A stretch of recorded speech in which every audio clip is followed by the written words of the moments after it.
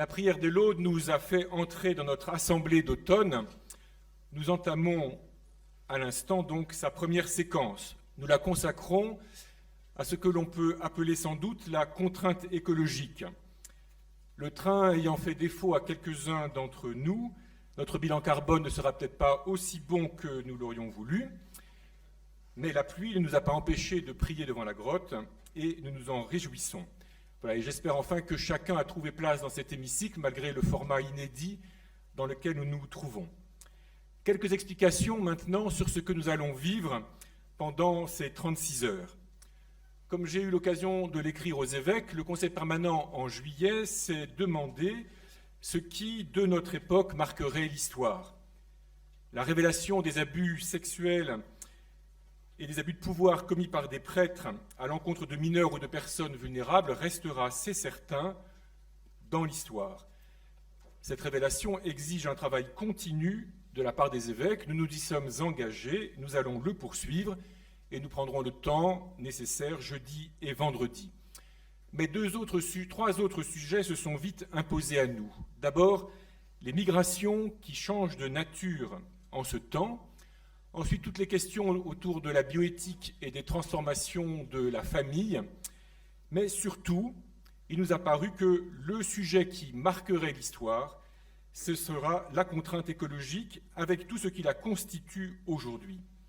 Car le drame des migrations lui-même dépend pour une part, et dépendra sans doute davantage encore, des conséquences du changement climatique que l'on observe, quelles qu'en soient les causes. La bioéthique pose la question du rapport entre notre vie quotidienne et la technique, question que finalement l'écologie nous oblige à poser de manière beaucoup plus ample et oblige nos sociétés à se poser de manière beaucoup plus ample. Notre époque restera donc dans l'histoire certainement comme celle où l'humanité a pris conscience des limites des ressources de la planète et de la transformation nécessaire des modes de production et de consommation et de l'ensemble de nos modes de vie. Comment l'humanité en sortira-t-elle? Nous le verrons si Dieu nous prête vie. Mais nous, que disons-nous en ce temps? Qu'avons-nous à dire, nous, disciples du Christ? Quelle bonne nouvelle pouvons-nous faire entendre? Grâce en soit rendue au pape François, nous avons Laudato Si. Mais qu'en faisons-nous? Avons-nous pris toute la mesure des richesses que cette encyclique contient? Le synode sur l'Amazonie a mis en valeur l'enjeu écologique et humain de la grande forêt et des peuples qui l'habitent encore. Et nous savons que la force de la réflexion du pape François est précisément de lier la question écologique et la question humaine. Le souci de la maison commune requiert de veiller à ce qu'elle soit avant tout une maison pour tous les pauvres du monde. Comment porter l'évangile du salut dans le monde qui sent de tous côtés les limites du cosmos et qui s'inquiète de la place de l'humanité en celui-ci? Que disons-nous, que dirons-nous aux jeunes qui auront à vivre dans un tout autre monde que celui des 30 glorieuses qui a vu grandir la plupart des évêques? Pas de nos hôtes de ce jour qui sont beaucoup plus jeunes, mais de nous autres évêques. Je souhaite la bienvenue à Lourdes aux diocésains invités par les évêques. Merci à vous pour le temps que vous prenez sur votre vie familiale, professionnelle, sociale, pour venir nous aider, nous, évêques, et aider vos diocèses respectifs à intégrer dans leur mission désormais la parole du salut à faire entendre dans ce monde que les transformations nécessaires peuvent inquiéter. Nous voilà un peu serrés dans cet hémicycle, c'est la rançon de la synodalité. Votre présence nous permet d'en introduire une dose modeste, mais que nous espérons significative, de notre assemblée dont la nature est avant tout collégiale. Je remercie les représentants des autres confessions chrétiennes et je remercie aussi les représentants des conférences épiscopales de différents pays d'Europe. Ils sont nos partenaires habituels. Je vous remercie, vous avez accepté de nous accompagner dans la réflexion que nous entreprenons aujourd'hui. Je voudrais saluer aussi les directeurs des services nationaux de la Conférence des évêques. Leur participation à nos travaux garantit que nous engagerons des suites concrètes dans tous les domaines de la vie ecclésiale. Et enfin, je voudrais saluer la présence du bureau de la COREF, à travers lequel c'est l'ensemble des composantes de l'Église qui se trouvent présents ici. Mais surtout, permettez-moi de souhaiter, au nom de tous les évêques, la bienvenue aux intervenants qui vont nous aider à prendre conscience du phénomène et des changements qu'il suscite. Je les remercie d'avoir accepté de venir nous parler selon ce qu'ils sont. Les uns et les autres, chacun à sa manière a changé de vie pour adopter un style de vie plus conforme aux limites de notre planète. Certains des évêques ici présents connaissent bien tous ces sujets, d'autres vont découvrir sans doute un monde nouveau, et peut-être entendrons-nous aussi un type d'expression un peu nouveau pour nous, mais nous nous en réjouissons beaucoup.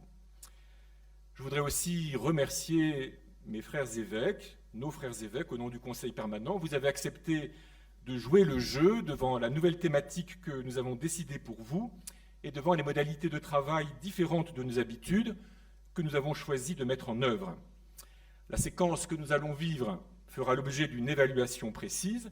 Si l'intérêt de cette thématique se confirme et si ce mode de travail vous convient, nous pourrons l'approfondir au long des assemblées à venir, selon tout un programme qui vous sera présenté.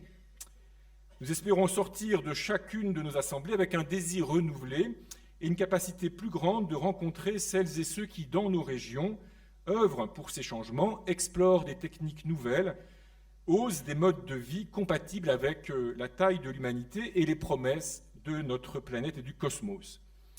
Au terme du processus, si nous allons jusqu'au bout, nous devrions être enrichis dans notre perception des défis du monde et dans notre capacité à annoncer l'évangile du Seigneur Jésus. Face aux perspectives de fin du monde, ou en tout cas de fin d'un monde, nous, chrétiens, devrions être de ceux qui attendent sans panique ce qui peut se produire et qui préparons l'avenir. Saint Paul nous le rappelait dans les lectures de ces derniers dimanches. Notre travail d'aujourd'hui et de demain va s'organiser en 4 temps. Ce matin, 6 interventions, coupées d'une pause, 3 interventions, et je remercie vraiment ceux qui vont prendre la parole. Après la messe et le déjeuner, donc cet après-midi, 6 ateliers qui seront organisés de telle manière que chacun d'entre nous puisse participer à 2 d'entre eux. Vous pourrez profiter de la pause pour vous inscrire dans ces ateliers, soit en trio, l'évêque et ses 2 invités, soit séparément, selon ce que vous souhaitez. La pédagogie de ces ateliers et de la restitution qui en sera faite a été pensée avec l'aide de l'Université du Nou, un institut fondé pour aider des associations engagées dans la transition écologique à parvenir à des décisions vraiment portées par tous. Cet institut étend de plus en plus son champ d'action vers des institutions et des entreprises. Je remercie son fondateur, Laurent von Diethuizen. Son nom est un petit peu compliqué à prononcer, mais je le remercie. Tout à l'heure, il nous expliquera un peu la manière dont nous travaillerons cet après-midi. Car ce qui est intéressant aussi pour nous, c'est que la transformation écologique s'accompagne aussi d'une transformation des modes de réflexion, de prise de décision, de gouvernance. Voilà, nous laisserons accompagner et guider et peut-être un peu surprendre. On devrait un peu s'amuser aussi. Après le dîner, une veillée artistique et spirituelle a été préparée par les services nationaux que je remercie beaucoup aussi. Demain matin, Hélène Alassida et le père Fabien Revol nous proposeront leur relecture de ce que nous aurons vécu, une relecture théologique, de manière à nous aider, nous évêques, avec nos invités diocésains, à répondre à la question « Et maintenant, que faire ?» Après la messe et le déjeuner, nous pourrons saluer nos invités. Je peux annoncer dès maintenant qu'au début de l'après-midi de demain, nous prendrons le temps de réfléchir avec le groupe de travail Paroisse et Territoire. Vous voyez bien que nous bénéficierons certainement dans notre audition du travail qui va nous être proposé de ce que nous aurons vécu aujourd'hui et demain matin. Notre programme donc est riche et je crois que nous sommes heureux de nous atteler à cette tâche.